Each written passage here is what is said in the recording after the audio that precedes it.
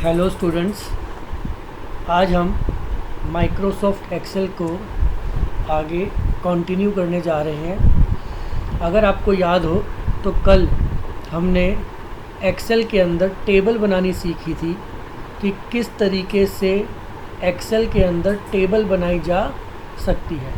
ध्यान दीजिएगा, ये जो भी आपको टॉपिक कराए जा रहे हैं ये सभी बहुत इम्पॉर्टेंट है for the point of view of practical as well as theory paper. तो आप इन चीज़ों को अच्छे से ज़रूर देखें, समझें, ताकि आपको भी एक्सेल के अंदर काम करना आए कि कैसे हम एक्सेल के अंदर काम कर सकते हैं। तो देखिए, ये हमारी कल की टेबल खुल गई है, जिसके अंदर मैंने आपको एक टेबल बताई थी जिसके अंदर हमने बच्चे का नाम लिया था, प्लस में मैथ्स के मार्क्स, इंग्लिश के मार्क्स, साइंस के मार्क्स, 3 सब्जेक्ट्स के मार्क्स लिए थे, और फिर उनके ऊपर टोटल करना सीखा था कि किस तरीके से कंप्यूटर के द्वारा हम इसको टोटल कर सकते हैं एज वेल एज परसेंटेज निकाल सकते हैं। चलिए, आज के टॉपिक में हम लोग रेफरेंसिंग के बारे में पढ़ते हैं। रेफरेंसिंग का क्या मतलब होता है, आपने अवश्य ही ये टर्म पहले पढ़ रखी होगी, आपको कराई गई होगी। रेफरेंसिंग, तो देखिए 3 प्रकार की रेफरेंसिंग होती है। नंबर 1 रिलेटिव रेफरेंसिंग,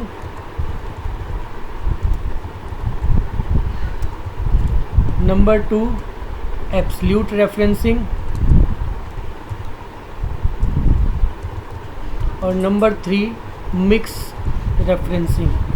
ध्यान दीजिएगा, कई बुक्स के अंदर इसे relative cell referencing, absolute cell referencing या मिक्स सेल रेफरेंसिंग भी लिखा गया होता है। तो आप चाहें तो सिर्फ रिलेटिव रेफरेंस या रिलेटिव सेल रेफरेंसिंग दोनों ही शब्द इसके लिए यूज़ कर सकते हैं।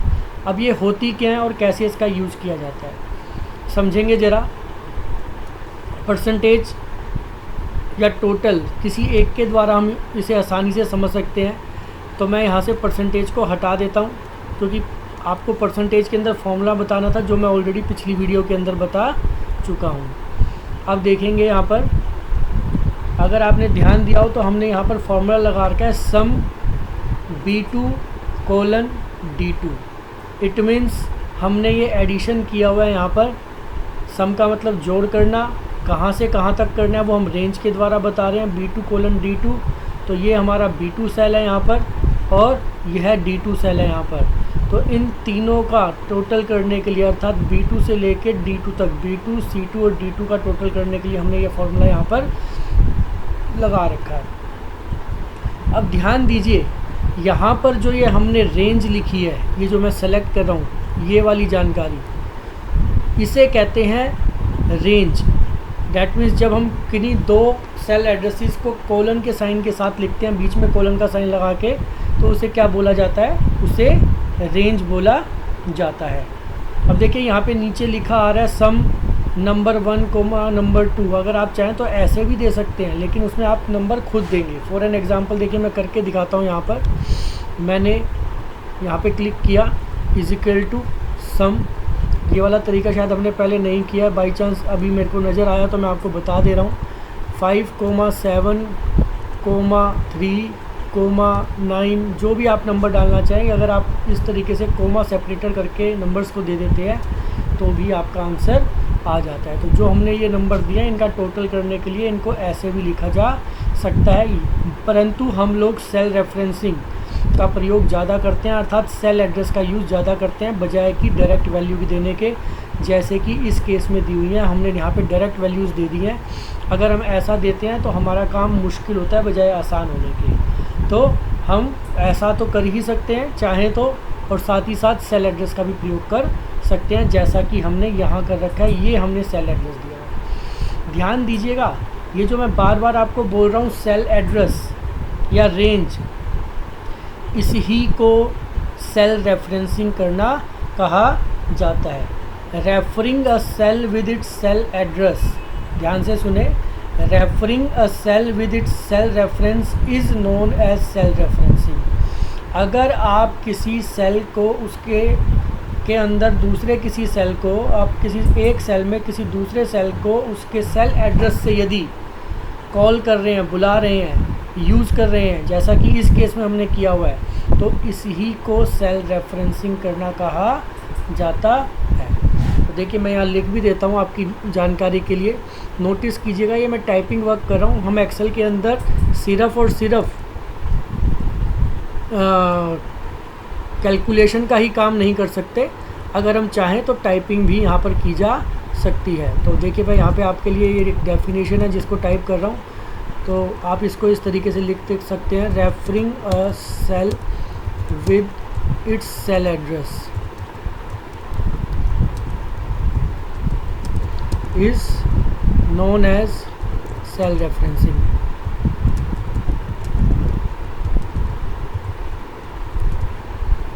या इसकी डेफिनेशन है, ये जो मेरा वर्ड यहाँ पे लिखा हुआ है, सिर्फ रेफरेंसिंग या सेल रेफरेंसिंग एक ही बात है। टाइप्स मैंने आपको बताई टोटल कितनी है, 3 प्रकार की हैं। तो ये जो पहली टाइप है ये हमारी यहीं दिखाई दे रही है, ये जो मैंने इस प्रकार से जानकारी को लिखा है इसे कहते हैं रिलेटिव सेल रेफरेंसिंग। ध्यान दीजिएगा, ये एक टाइप ऑफ सेल रेफरेंसिंग है जिसे कहते हैं रिलेटिव सेल रेफरेंसिंग। कैसे, ध्यान दें, देखिए मैं मान लीजिए यहाँ पर बाकी की जो एडिशन किए हुए हैं इनको डिलीट कर देता हूँ। वैसे तो मैंने ये आपको पिछली वीडियो में भी दिखा रखा है, लेकिन एक बार फिर देखेंगे। ये मान लीजिए इसको भी डिलीट कर देता हूँ। मैं दोबारा से अपनी टेबल बनाई मैंने, मान लीजिए ये, और यहाँ टोटल के अंदर पहली जगह पर टोटल करना चाहता हूँ, एडिशन करना चाहता हूँ। मैंने ऑटो सम का बटन यूज़ किया, यहाँ पर अपने आप से फॉर्मूला लिखा आ गया, फंक्शन लिखा आ गया, एक्चुअल में फॉर्मूला भी कह देते हैं कई बार इसको, फंक्शन है वैसे ही एक्चुअल में, और एंटर का बटन दबाया तो हमारा आंसर आ गया। अब ये जो यहाँ पर मैंने एक जगह पर फॉर्मूला लगाया है, यदि मैंने आपको बताया था एक बार मैंने ये फार्मूला या फंक्शन जो भी लगाया है, अगर मैंने एक जगह पर एक सेल पर यह लगा दिया है तो मैं इसी को फिल हैंडल की सहायता से बाकियों में कॉपी कर सकता हूँ। अब नोटिस कीजिए यहाँ पर जो मेरा आंसर आया है, दोबारा से लगा लेते हैं, बाई चांस वो हट गया है तो देखिए हम दोबारा से लगाते हैं। यहाँ पर जो मेरा आंसर आया है वो किस कारण आया है, क्योंकि इसमें B2 से लेके D2 तक के सेल्स को शामिल किया गया, ये जो सेलेक्टेड नज़र आ रहे हैं। अब यहाँ पे लिखा है B2 to D2 अर्थात B2:D2। अब मैं यदि इसको फिल हैंडल की सहायता से कॉपी करता हूँ नीचे की ओर, तो नोटिस कीजिए बाकी जो 2 बचे हुए हमारे सेल्स हैं इसके नीचे टोटल के, जिसके अंदर मुझे कैलकुलेशन करनी थी, उसमें भी आंसर आ गया है और अकॉर्डिंगली आया है। That means relative to its position आया है। चेक करते हैं, हम इस सेल पे गए, F2 का बटन, आपको मालूम होगा कि F2 का बटन सेल के अंदर क्या फॉर्मूला लगाया उसे देखने के लिए किया जा सकता है, या फिर आप चाहें तो फॉर्मूला बार में भी क्या लगा हुआ है फॉर्मूला वो देख सकते हैं। तो आप नोटिस कीजिए यहाँ पर हमने जो फंक्शन यूज़ किया है सम है, और उसके अंदर जो हमने रेंज लिया है दैट इज़ B3:D3 है। हमने यहाँ पर तो रेंज ली थी क्या, B2:D2 जो हमें कंप्यूटर ने अपने आप से ऑटो सम यूज़ करने पे दी थी, लेकिन यही बदल कर यहाँ क्या हो गई B3:D3। हमने तो नहीं बदला, कुछ चेंज नहीं किया।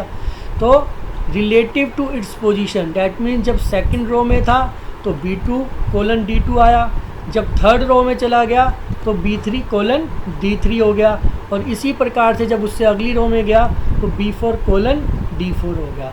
तो फिल हैंडल की सहायता से जब हम फॉर्मूला को कॉपी करते हैं या फंक्शन को कॉपी करते हैं तो रिलेटिव टू इट्स पोजीशन हमारे जो सेल एड्रेसेस हैं फॉर्मूले और फंक्शन में जो हम रेंज के रूप में लिखते हैं वो स्वयं ही बदल जाते हैं। इसी को रिलेटिव सेल रेफरेंसिंग करना कहा जाता है। Relative to its position cell addresses will be changed is known as relative cell referencing. तो अगर देखिए मैं इसको आगे और आगे कॉपी करता फिल हैंडल को पकड़ के नेक्स्ट सेल में, तो आंसर 0 आ रहा है। रीज़न बिंग इसके अंदर जो मेरा फंक्शन या फॉर्मूला लगा है वो क्या लगा है, सम B5:D5, और इन तीनों सेल के अंदर B5 से लेके D5 में कोई वैल्यू ही नहीं है, तो इसीलिए कंप्यूटर ने इसको क्या आंसर दे दिया है, 0 आंसर दे दिया है। तो इस तरीके से अगर हम चाहें तो और भी आगे तक ले जा सकते हैं जहाँ तक हम इस कैलकुलेशन को करना चाहते हैं, लेकिन हम वहीं तक ले जाते हैं जहाँ तक हमारी संख्याएँ लिखी हुई हैं। तो आगे अगर हम ले जाएंगे तो हमारा आंसर नहीं आएगा सही, और वो एरर दे देगा या 0 आंसर दे देगा। तो ध्यान दीजिए, ये जो मैंने आपको बताया इसके कहते हैं रिलेटिव सेल रेफरेंसिंग, जो सबसे अधिक यूज़ होती है। यूजुअली जब भी हम कोई फार्मूला या फंक्शन लगाते हैं तो हम इसी तरीके से अपने फार्मूला या फंक्शन को लिखते हैं और इसी प्रकार से लिखने की प्रक्रिया को रिलेटिव सेल रेफरेंसिंग करना कहा जाता है। अब देखिए, मैं इसके अंदर बदलाव करूँगा कुछ और फिर आपको दिखाऊँगा कि क्या बदलाव हुआ। ये तो आपने देख लिया कि हमने एक सेल के अंदर फंक्शन लगाया सम, और बाकियों में जब इसको फिल हैंडल की सहायता से कॉपी किया तो उसी के अनुसार हमारा आंसर चेंज होता चला गया। और ये हमारी कौन सी टाइप की रेफरेंसिंग है जो मैक्सिमम यूज़ करते हैं, रिलेटिव सेल रेफरेंसिंग। अब बारी आती है दूसरी रेफरेंसिंग की, जिसका नाम है absolute cell referencing. What is the difference between relative and absolute cell referencing. तो देखिए, मैं यहाँ पर बाकी जो मैंने आंसर्स लाया था मैं उसे डिलीट कर दिया है। दोबारा से फर्स्ट सेल में चले जाते हैं जहाँ पर ऑलरेडी फंक्शन लगा हुआ है। हमें क्या करना है, यहाँ पर डॉलर के चिन्ह का प्रयोग करना है before the column name and before the row name, या रो का जो एड्रेस है दोनों के आगे।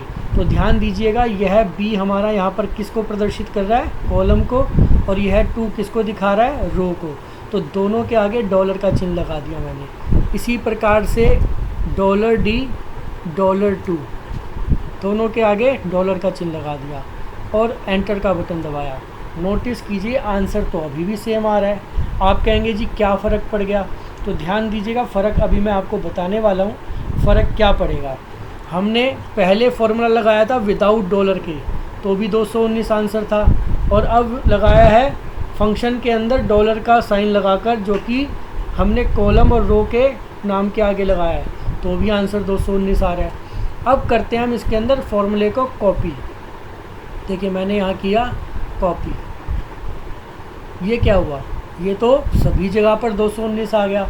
तो ध्यान दीजिएगा, ऐसा इसीलिए हुआ क्योंकि हमने डॉलर के चिन्ह का प्रयोग कर रखा है। जब हम चाहते हैं कि जब हम किसी फॉर्मूले को कॉपी करें तो उसकी जो पोजीशन है, जो उसके सेल एड्रेसेस हैं या रेंज है, वो बदले ना, वो फिक्स रहे। तो ऐसा करने के लिए हम जानबूझ के डॉलर का चिन्ह लगाते हैं, और यदि हम डॉलर का चिन्ह लगा देते हैं तो कॉपी करने पर भी हमारा जो सेल एड्रेस है, जो सेल रेंज है, वो बदलती नहीं है, चेंज नहीं होती है। इसी ही को एब्सोल्यूट सेल रेफरेंसिंग करना कहा जाता है। इसका यूज़ होता है परंतु कम स्थानों पर ही होता है, जहां हमें ऐसी आवश्यकता महसूस हो। ये हमें देखना है कि हमने डॉलर का चिन्ह लगाना है या नहीं लगाना। नहीं लगाएंगे तो फॉर्मूला कॉपी का होगा, तो जैसे जैसे उसकी पोजीशन चेंज होगी relative to its original source cell address आप कह सकते हैं, तो आंसर भी, दैट मीन्स सेल रेंज भी बदलेगी। परंतु अगर हम डॉलर का चिन्ह लगा देते हैं तो उस केस के अंदर हम कॉपी करेंगे तो हमारा सेल एड्रेस नहीं बदलेगा relative to change in the position. इस ही प्रक्रिया को, इसी प्रकार से सेल को रेफ़र करने की तरीके को एब्सोल्यूट सेल रेफरेंसिंग करना कहा जाता है, जो कि मैंने यहाँ पर आपको लिख के बताया है। तो आप देख सकते हैं, मैंने F2 किया, यहाँ पर फॉर्मूला लगा हुआ है B2:D2 डॉलर का साइन के साथ। यहाँ पर चेक करते हैं, यहाँ पर भी सेम है, यहाँ चेक करते हैं, यहाँ पर भी सेम है। इसका कारण यही है डॉलर, क्योंकि हमने जो हमारा फॉर्मूला या फंक्शन है उसमें डॉलर का चिन्ह लगा दिया है। इस कारण से जब हमने फॉर्मूले को कॉपी किया फ्रॉम द फर्स्ट रो, जो कि रोहन जो हमारा नाम का बच्चा उसके टोटल है, तो कॉपी करते समय रिलेटिव टू इट्स पोजीशन हमारे सेल एड्रेसेस नहीं बदले और हमारा आंसर जो है वो आगे बढ़ते हुए इसी प्रकार से आ गया। तो इसे कहते हैं एब्सोल्यूट सेल रेफरेंसिंग, जिसके अंदर हमारे सेल एड्रेसेस नहीं बदलते हैं। तो ध्यान दीजिएगा, डिपेंड कि हम इसे कहाँ यूज़ करना चाहते हैं या कहाँ नहीं यूज़ करना चाहते, वह हम पे पड़ता है। अगर हमारी मर्ज़ी है कि हम अपनी वैल्यू को फ़िक्स रखना चाहते हैं तो हम डॉलर का चिन्ह लगाएंगे, अगर हम चाहते हैं कि वो बदल जाए तो हम डॉलर का चिन्ह नहीं लगाएंगे। तो मेरे ख्याल से आपको समझ में आ गया होगा। रिलेटिव जो है वो विदाउट डॉलर साइन यूज़ होता है, विदाउट डॉलर के साइन के यूज़ जो होता है वो रिलेटिव रेफरेंसिंग करना कहलाती है, और उसके अंदर हमारी पोजीशन चेंज होती है। ये डॉलर को एक्चुअली में इसके अंदर कीवर्ड है, इसीलिए यहाँ पे लिखने पर एरर दे रहा है। इसको हम चेंज कर लेते हैं, इसी के साथ ले लेते हैं, आप शायद ले लेगा आराम से, क्योंकि अब ये सारा टेक्स्ट हो जाएगा विदाउट डॉलर साइन। अब media error with dollar sign. तो एब्सोल्यूट रेफरेंसिंग डॉलर के साइन के साथ यूज़ होती है, relative referencing without dollar sign के यूज़ होती है। देखिए मैं दोबारा आपको करके दिखा दूं, अगर मैं डॉलर के चिन्ह को हटा दूं, अगर मैंने ऐसे लिखा है तो सिर्फ ये वाला पोर्शन, अब भी कैलकुलेशन हो जाएगी, लेकिन सिर्फ ये वाला पोर्शन जो बी कोलन है इसी के ऊपर डॉलर का चिन्ह लगा हुआ है, डी के ऊपर नहीं लगा, तो वो ये वाला पार्ट रिलेटिव कहलाएगा D2, और जो B2 है वो हमारा एब्सोल्यूट सेल्फ रेफरेंसिंग कहलाएगा। आंसर ये भी देगा आपका, लेकिन जिसके आगे डॉलर का चिन्ह लगा है वो एब्सोल्यूट, जिसके आगे डॉलर का चिन्ह नहीं लगा वो रिलेटिव कहलाता है। तो देखिए मैंने इसका डॉलर का चिन्ह हटा दिया, और अब दोबारा से कॉपी करता हूँ फॉर्मूले को, तो आप नोटिस करेंगे आंसर हमारा चेंज हो गया है। तो रिलेटिव सेल रेफरेंसिंग में आंसर बदलता है, एब्सोल्यूट सेल रेफरेंसिंग में आंसर नहीं बदलता है। तो इस प्रकार से ये दो प्रकार की सेल रेफरेंसिंग हुई। तीसरी के ऊपर आ जाते हैं, तीसरी कहलाती है mix cell referencing. Mix cell referencing जो है वो इन दोनों का कॉम्बिनेशन है, combination of relative and absolute referencing.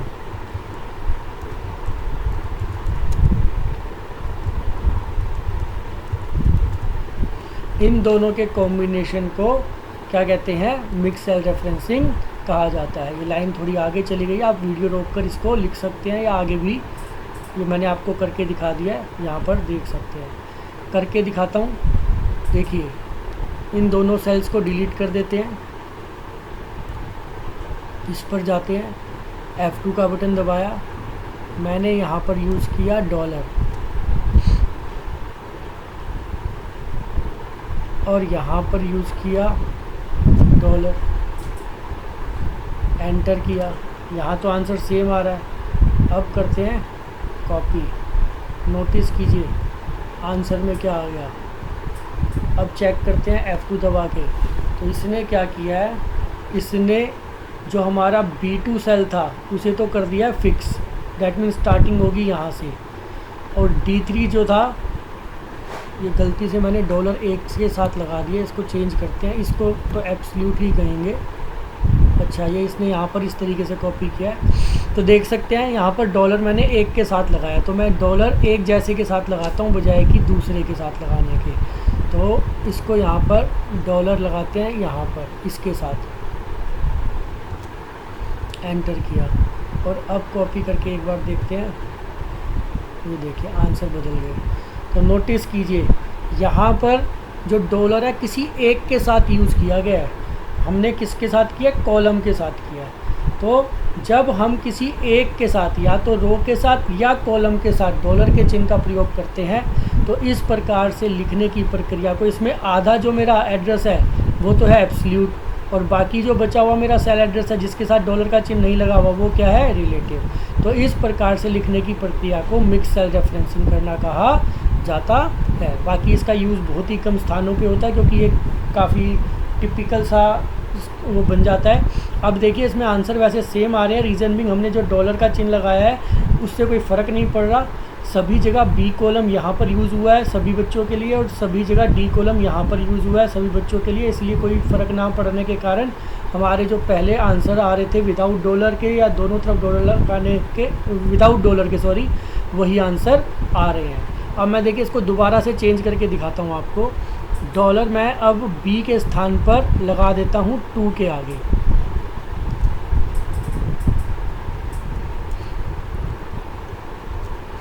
Enter किया मैंने इसको कॉपी किया, इस बार आंसर चेंज होके देख सकते हैं 219 आ गया दोबारा से। तो रीज़न क्या है, अब जो हमारी पोजीशन है वो चेंज नहीं हो रही, सेल तो वैसे भी देखो, कॉलम तो वैसे भी चेंज ही नहीं हो रहा हमारा। हर जगह पे रोहन के मैथ्स के मार्क्स लेने हैं तो वो बी कॉलम में है सारे, इंग्लिश के मार्क्स लेने हैं तो वो सी कॉलम में है रोहन के, और साइंस के लेने हैं तो वो डी कॉलम में है। इसी तरीके से रोहन के जो मैथ के मार्क्स हैं, रोहन सोहन मोहन तीनों के जो मैथ्स के मार्क्स हैं वो बी कॉलम में है। तो यहाँ पर कॉलम तो चेंज हो ही नहीं रहा, क्योंकि हम नीचे की ओर मूवमेंट कर रहे हैं, तो हमारा जो चेंज हो रहा है वो क्या हो रहा है, रो हो रही है। अगर हम आगे की ओर मूव करते हैं तो कॉलम चेंज होता है, नीचे की ओर मूव करने पे रो चेंज होती है। अब हमने रो को ही फिक्स कर दिया डॉलर लगा के, ध्यान रखिएगा डॉलर का मीनिंग क्या होता है, फिक्स करना। हमने डॉलर को ही फिक्स कर दिया यहाँ पर, इस कारण से क्या हुआ, हमारी रो चेंज नहीं हुई, उसने सेम रो उठाई। जब सेम रो यूज़ की जाएगी तो आंसर भी सेम आएगा। इट मीन्स अगर हम यहाँ पर F2 करके चेक करें कि कौन से सेल यूज़ हुए हैं, तो ये तीनों यूज़ हुए हैं। यहाँ पर सेल्स चेक करें F2 करके तो भी यही तीनों यूज़ हुए हैं।